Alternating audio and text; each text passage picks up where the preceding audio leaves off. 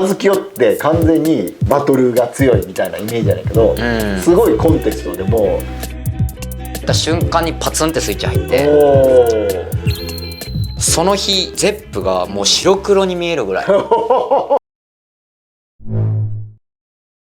バウンステップが一番長くやってるチームやね。もちろんそうです。それはもうキャット時代に組んだ。はい、キャット2年生から組んだんで、17年8年ぐらいやってます。なるほど。そのバウンステップを組んだきっかけっていうのは何？もともとビッグバンに出るために自分が誘ったんですけど、キャット1年生の後期の方のビッグバンで別々で出てて、専門学校で一番大きい大会ってなったビッグバンだったので、そこをまず取りたいと思ってて、ユリッチの踊り見てこういうのやりたいなみたいな、これやったらいい踊りできるなみたいな、ユリッチの踊りに惹かれて自分が誘ったっていう感じですね。バウンステップにねついてこう聞いてたら和清が引っ張ってると俺は思ってたから、ほんなら和清に聞いたら、いやいやもうユリッチがめちゃくちゃうまいから僕はもうユリッチについていってるぐらいの勢いですよみたいな話を聞いた時に、あ、そうなんやって思って、そんなにユリッチって和清の中ではすごい。いやもう見てもらったら分かる通り、めちゃくちゃすごいダンサーですし、でもダンサーっていうよりかはもう人間的に一番尊敬するっつっても過言じゃないぐらい。なるほど。だからこそダンスっていう表現が素敵なんだなっていうふうに思えれるというか。ユリッチってさ、和清みたいに社交的じゃないやん。自分よりかは、でも今はね結構いろいろ変化もあって、昔のイメージって昔はそうですね、キャット生時代ってなんかあんまり喋った記憶もないし、どうしてもこう和清の方が前に出てきてたイメージやから、だから俺は和清が引っ張ってると思っててんや。でも最初の方は確かに自分の方が形的に引っ張ってるような状況は多かったようにも思うんですけど、そのビッグバンとかも曲も自分が作ったりして、振り付けもっていう風に一番最初出た時は2回目とかはちょっと半々でやってみようかとか、で今とかはもういろんな形でやったりっていうのはあるんですけど、でも最初は確かに引っ張ってるっていうのはありました。もう今でもやっぱりすごい刺激を受ける。もちろん結構僕らは一緒にこう作っていくってことをしないんですよ。振り分け。なるほど。この曲は俺作る、この曲はユリッチが作る的なんとか、ここのパートはもう全部俺、ここのパートはユリッチみたいな感じの作り方を最近はよくするんですけど、もらった時に全然できないですよみたいな、そんなん作ったんって、こんだけ踊ってきたのにいまだにこんなできないことがあるんやみたいな。他ジャンルやったら別ですけど、それはもういまだにありますね。だからめっちゃ練習するししがいがあるんですけど。逆はどうなん？和清の振りはユリッチは軽くやるの？ユリッチは同じようにできないですねでもショーとか見てもらったら分かるんですけど、僕らって別にスタイルが固定されてるわけではないので、やっぱ曲によって踊りが変わるから、その時チョイスした曲がこうでこういう曲に対してこういうアプローチってなった時に、その時のフィーリングでお互い出てくるものやから、毎回全然違うんで、そこがやっぱり作っていく上での面白さもあるし、こうお互い教え合うというか、やる中でも難しさっていう部分が逆に面白いですね。お互いに作ってでそれを持ち寄ってやってるっていう話だったけど、それをこの前のスタイルジャンクションで解説してくれ。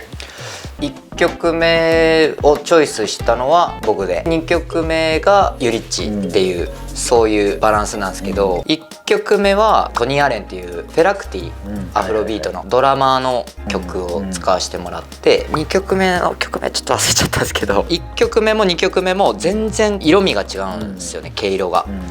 なんですけどテーマとしてはアフロでつながってるっていう。で結構ハウスコミュニティでいうと大阪に限らずヒップホップをついてるというか、取り入れてやるチームが増えてきたなっていう風にすごい感じてて、そこをディスするわけじゃないんですけど、いやもっとこういうアプローチあるよっていう自分らの中での大事にしつつ、踊りの部分で言えばガツガツしたものではなく、雰囲気ニュアンス重視の曲の感じ方っていうところもこう大事にしながら、ユリッチの部分に関してはあの人自体は言葉では言ってないですけど、もうやってることは同じなんですよね。やってることは同じなんですけど、こうリズムのタイミングであったりリズムの構築の仕方、簡単に言うとツイストなんですけど、ツイストでもいろんなこうクイックに入れるのか伸ばしていくのかみたいなちょっとしたところなんですけど、こうロジカルに言うとなんかそういう部分での遊びというか、そういうところでこう自分らの中での一貫性のテーマ性の中での、まあ、でも違う色を見せながらっていう、こうそういうアプローチで作った感じはありますね。なるほどね。はい。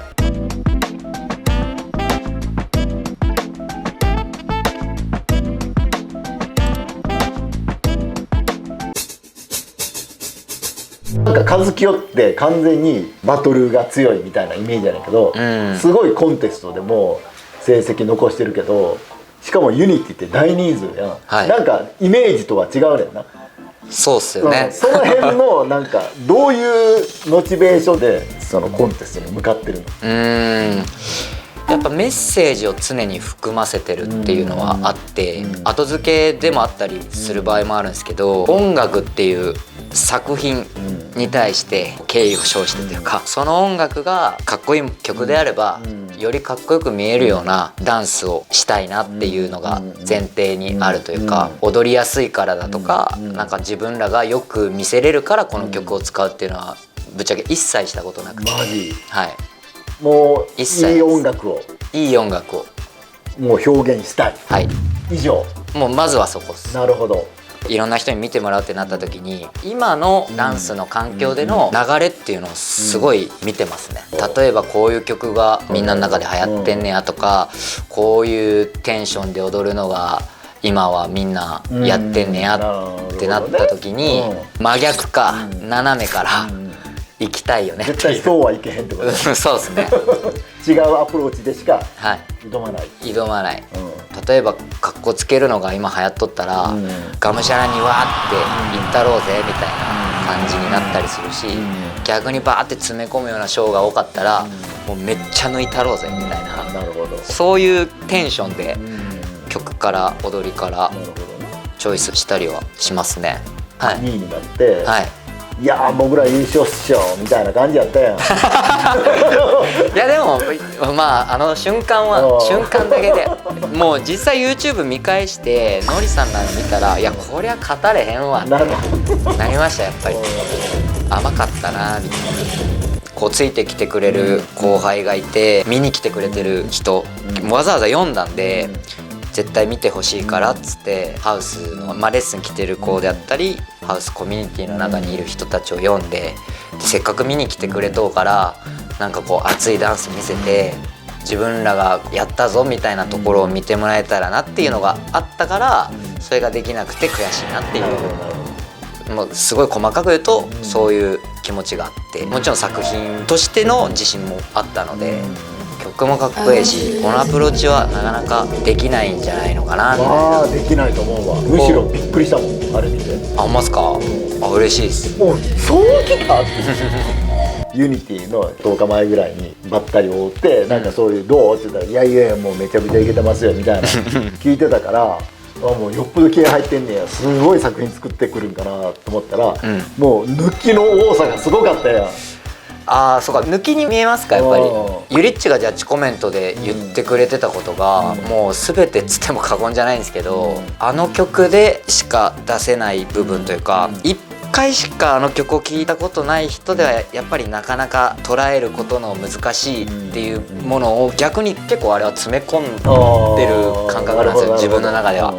でもそれがいやらしくならないようにさらっとやってるみたいにできたらな、いろんなバランス考えながら自分の中では作ってて、自分は特に作品作る側なので曲を聴き込んでるからできる部分っていうのはあるんですけど、それ実際コンテストってなれば一発で伝えないといけないので、そこが難しさではあるんですけど、一発で伝えれるようにっていうよりかはもうそこは省いて、もうこの曲でジョルジャー・スミスの「ルージュ」という曲を使わせてもらったんですけど、もうジョルジャーが見てもこれはやばいって言われるぐらいの作品にしたいなみたいな。なるほど。ジョルジャがこれ PV に使いたいみたいな、それぐらい思ってくれるような。いやー、それはいい話だね。はい、それぐらいの思い入れを持って曲にアプローチしてたら、それはミュージシャン側も絶対嬉しいですね。そうですね。YouTube で見れるバトルで、これを見てほしいみたいな武蔵とのバトルですね。3年前やな。3年前、うん、あのバトルは自分は前で優勝してジャッジとゲストバトラーとして出るという形になって、優勝してもうたのもあるし、なんかもうモチベーションがもうゼロに等しかったんですよ。予選ジャッジもしてるし、ジャッジしてゲストバトラーで出るみたいな、もう全然もうすごい申し訳ないですけど全くやる気なかったんですよ。もう鮮明に覚えてるですね。その日ゼップがもう白黒に見えるぐらいもう全然今日何の日やみたいな。なるほどな。こんな感じからバトルいけんのかなみたいな、スタートするじゃないですか、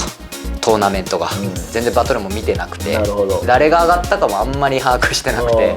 MC でこうバーって聞いてて「私誰行きますか?」みたいなんで「和清さんで」って言われた瞬間にパツンってスイッチ入って「こいつお前勝てると思ったんかね」武蔵は普段から飲んで喋ったりもするし、結構踊り合ったりもする中ではあるんですけど、実際踊りパッと見ていい意味でがむしゃらにチャレンジしてきてくれてるのが、あいつの中では必死って言ってたんですけど、なんかイケイケでいける思ってんのみたいなオラッとした部分をこう呼び起こしてもらえて、それでこう一気にやる気が出て、まあまあ見ときなさいみたいな感じで踊ったというか、なんかそういうのが思い出深い。その優勝した時の決勝ですかね、トシヤさんと踊れたっていうのはすごく自分の中では大きかったというか、踊りはダメダメだったんですけど、そうなんや。ゆいちがジャッジで、もう普段の6割ぐらいって言われてて、実際自分も、その日もザゲームもともと出る気なかったんですよ。でもこうエントリーしたって聞いたのか分かんないけど、トシヤさんが出ると、トシヤさんが出るんやったら、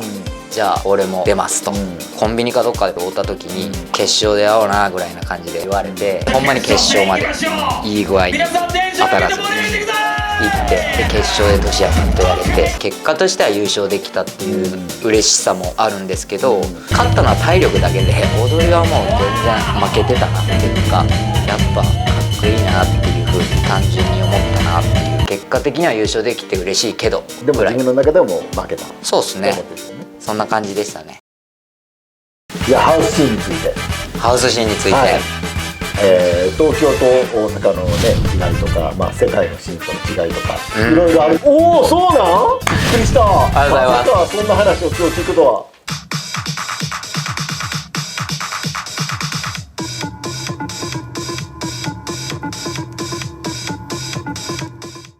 高評価、チャンネル登録よろしくお願いします。